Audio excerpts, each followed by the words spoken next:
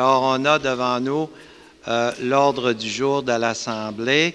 Je demanderai une proposition pour l'adoption, Mme Dufour et M. Peterson. On a la Convention collective des employés Col Blanc. Alors, je vais vous lire un peu là, en quoi ça consiste. Considérant que la Convention collective des salariés Col Blanc est échue depuis le 31 décembre 2012, considérant que les négociations visant le renouvellement de la Convention collective ont débuté le 8 janvier 2014, considérant que les négociations ont nécessité 31 rencontres entre les parties, qu'une entente de principe est intervenue le 10 décembre, qu'une entente de principe comprend entre autres les éléments suivants: 7 ans, du 1er janvier 2013 au 31 décembre 2019, augmentation salariale 2 par année, sauf en plus un forfaitaire la première année de 0,42 pour l'année 2013, c'est-à-dire.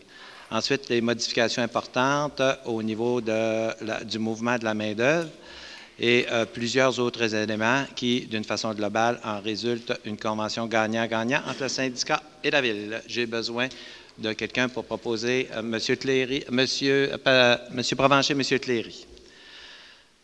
Alors, c'est le seul point. On aurait par la suite, c'est marqué période d'intervention des membres du Conseil. Je ne sais pas s'il y en a. Non, c'est beau. Oui. Oui. Ce ne sera pas au niveau de la convention collective, je pense, qui est acceptée. On vient d'avoir une proposition, on vient d'avoir une acceptation. Moi, ce matin, j'ai lu l'opinion du lecteur dans le quotidien. Je peux vous dire que je n'accepte pas certaines choses. Qu'est-ce que vous dites là? J'ai lu le quotidien ce matin, puis il y avait une de nos collègues autour de la table, chez Mme Néron, tout le monde le sait, qui a envoyé une opinion au lecteur. Moi, entendre parler de grande noirceur, j'accepte pas ça. Puis, on ne peut pas dire... Le terme « grande noirceur », j'accepte pas ça. OK? Ça, je peux vous le dire parce que je travaille au niveau des finances depuis que la Ville est fusionnée. Et entendre parler de grande noirceur au niveau des finances, je ne prends pas. Mais pas du tout. Maintenant, je peux vous dire une chose. On va en parler de noirceur. OK? Vous avez un Conseil du Trésor ici. Que ça vous plaise ou non, la Ville fonctionne avec un Conseil du Trésor depuis que c'est fait. Et puis, nos résultats administratifs sont très, très, très comparables. On en parle souvent avec les autres villes. Maintenant, on va parler de noirceur. À 3 fois par année, 3 reprises par année, il y a une reddition de compte, OK, qui est très bien expliquée en Conseil de ville, qui est disponible dans toute la population. N'importe qui peut aller chercher la reddition de compte de la Ville, préparée par les états financiers vérifiés. À ce moment-là, je pense que c'est assez transparent. J'ai rencontré à 2 reprises, OK, les gens pour donner de l'information budgétaire. Et je retrouve des questions qui reviennent à laquelle j'ai répondu. Je pense que Mme Néron, c'est parce qu'elle a peut-être oublié que j'y ai donné la réponse, que je vais me mettre j'aime autant mettre ça sur ce trouble-là. Mais maintenant, il y a une chose.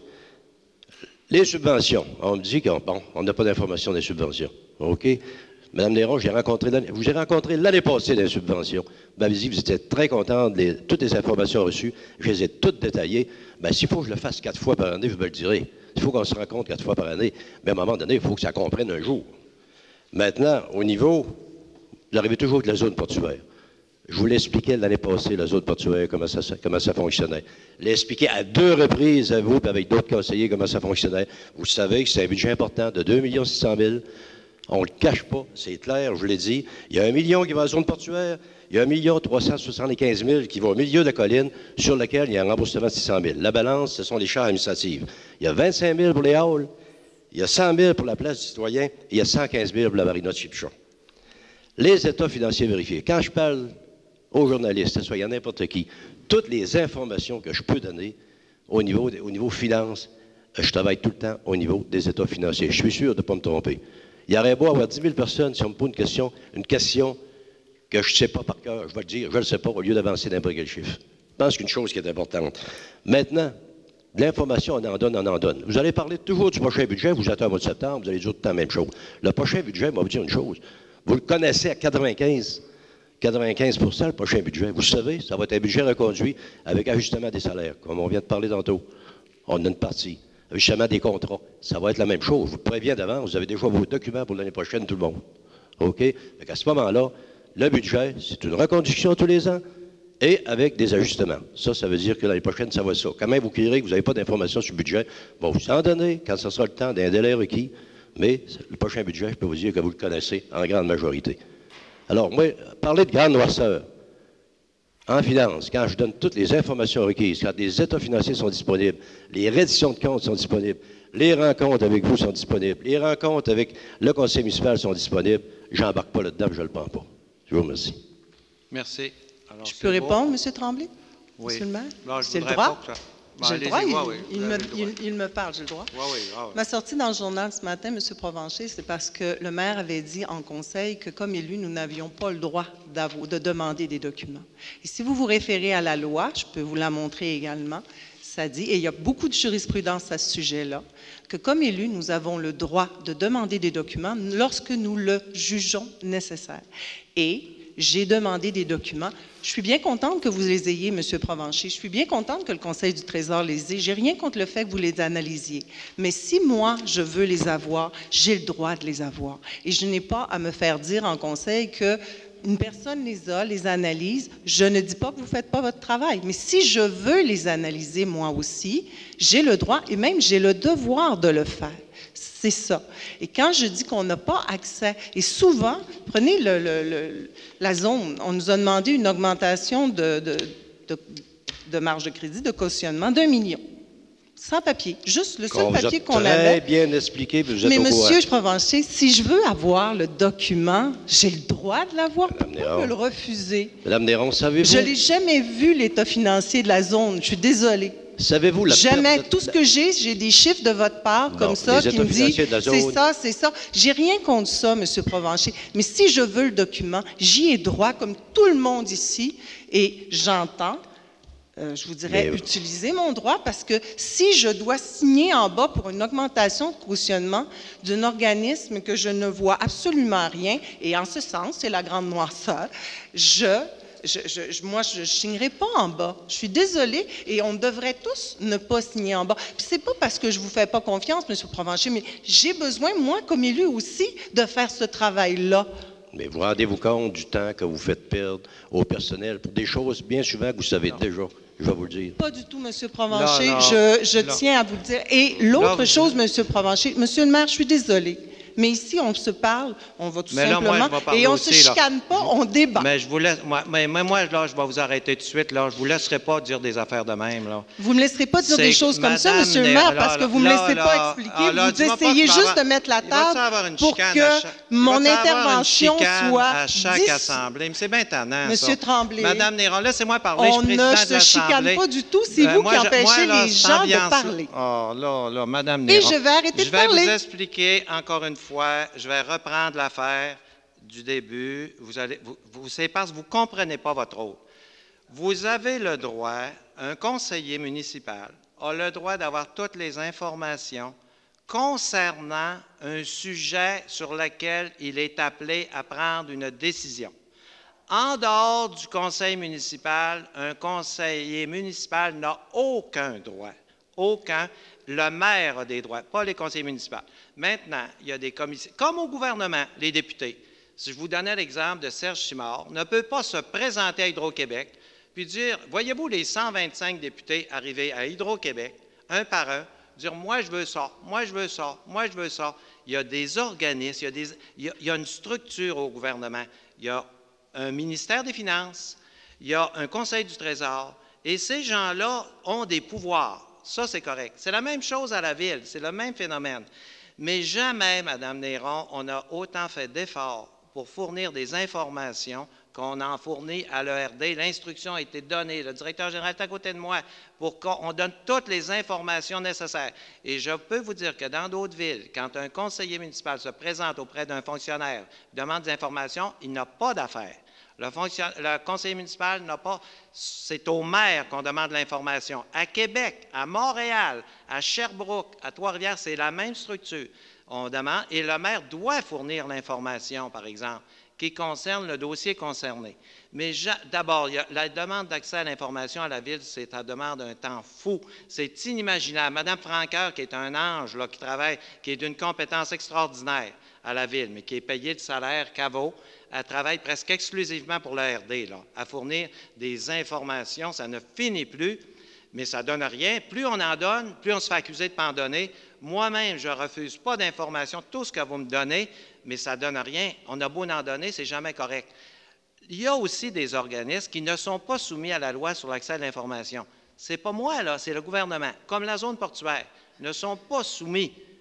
Vous dites qu'ils n'ont pas de fournir d'informations. Ils ne sont pas soumis à ça, eux autres. Ce n'est pas de ma faute. Sauf que, régulièrement, le Conseil du Trésor les rencontre, ils fournissent les états financiers, ils fournissent tout à la Ville, les gens de la zone portuaire. Tout ce qu'on leur demande, ils le donnent au Conseil du Trésor. Venir dire que nous, on travaille en cachette, puis que c'est la zone noire, là, je ne sais pas quel terme utiliser, je suis tanné de ça, c'est faux, mais on a beau faire des efforts, je me disais au début, en faisant des efforts, à un moment donné, ça va se calmer, puis ils vont dire c'est vrai, la Ville l'a fourni, c'est pas mieux, c'est pire, c'est sans arrêt, et des enquêtes, et des jugements, on est encore en cours, là, pour 2 affaires. Ça ne finit plus de finir. On n'a pas le temps de travailler. C'est important, il faut travailler pour les citoyens. Tout ça, c'est négatif, ça ne nous fait pas avancer. Parce qu'il faut avancer, il faut faire marcher nos dossiers. Prenez le hangar qu'on a perdu. Mais ce n'est pas juste la subvention qu'on a perdue, c'est tous les emplois, des emplois de 100 000 là. Il y en avait une quarantaine. On les a perdus. Puis à toutes les fois qu'on avance, on se dit maintenant, quelle plainte qu'on va avoir, comment on peut travailler. Puis c'est normal. Pensez-vous que les députés à Québec, par exemple, Serge Simard, est au courant de tous les documents qui sont dans le ministère des Finances? Jamais. Il est dans tous les documents qui sont dans tel autre ministère? Non. Il y a l'information qu'il doit recevoir pour voter. Mais il n'est pas au courant de tout ça. Ça ne marcherait pas. Surtout si la personne concernée, souvent c'est l'opposition à Québec, là, ou peu importe le parti, là, que ce soit le Parti libéral, c'est tout pareil. Là. Quand ils sont dans l'opposition, ils font tout pareil.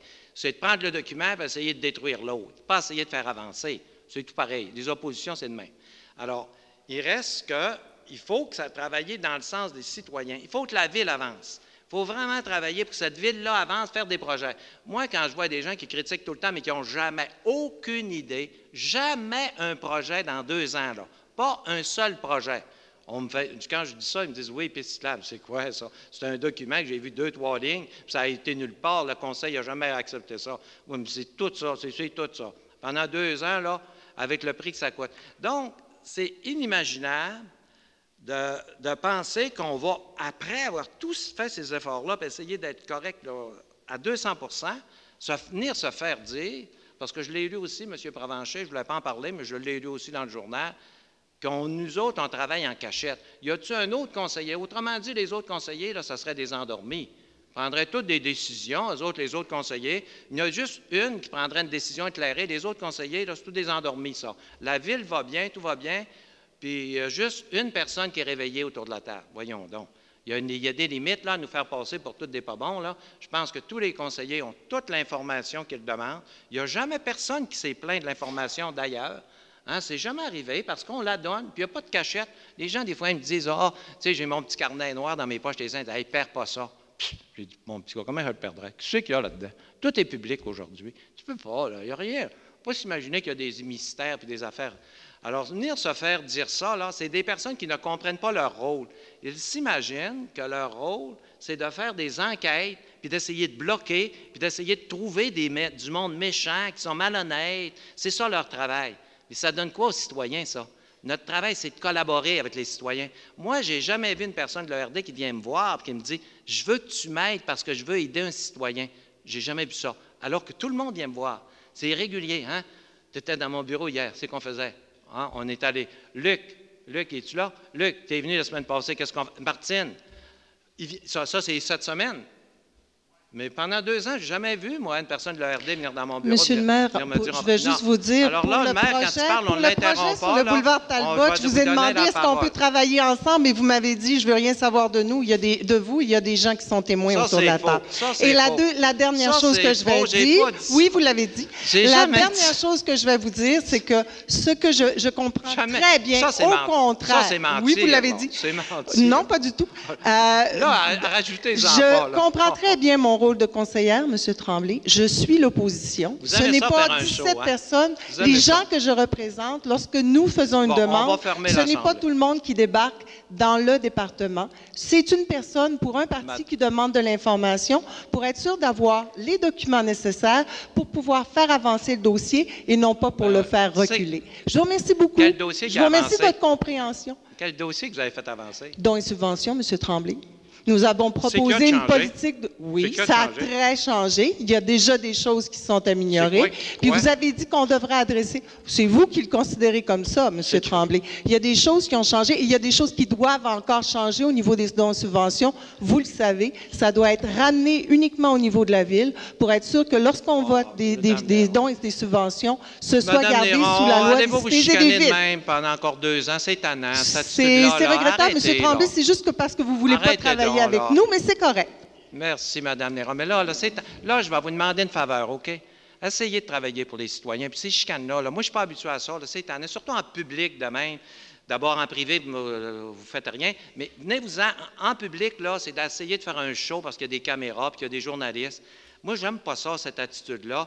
On est habitué de travailler dans l'harmonie, faire avancer les affaires. Essayez de changer de mentalité. Ça va être plus chanceux pour les prochaines élections. Alors, on va demander Monsieur Tremblay, je veux seulement... Monsieur Tremblay et... Je voulais seulement, M. Tremblay, Oui. avant de quitter l'Assemblée, il ne faut pas noyer le poisson. Ce qu'on vient de faire aujourd'hui est important, puis je veux féliciter les équipes parce qu'on vient de signer pour les 7 prochaines années une convention. Quand on parle d'année noire, au contraire, nos employés ont fait confiance à tout le monde. Puis Mme Néron, elle vient d'assister à la rencontre, puis elle a applaudi le travail qui a été fait. Et Alors aujourd'hui, ne parlons pas d'année de noirceur, au contraire, parlons d'un beau soleil. On vient de signer 7 ans avec nos cols bleus, nos cols blancs, puis félicitons l'équipe qui a fait ça. Bravo pour cette entente-là, M. le maire. Et je suis d'accord avec Mme Gauthier. Je félicite le travail de tous les fonctionnaires qui ont vu à la signature de cette entente et j'en suis très heureuse.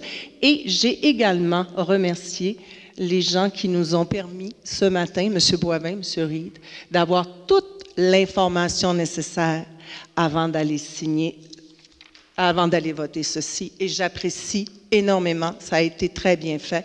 Et je les félicite pour leur travail. Merci, M. Tremblay. Bon, merci, mais n'oubliez pas une chose. Tous ces gens-là ont été dirigés par le maire. Ne l'oubliez pas. Je ne l'oublie pas, ne vous en Merci. faites pas. Merci. Alors, est-ce qu'il y a des questions du public? Alors, on va lever l'Assemblée. M. Tremblay, M. Hudon. Merci.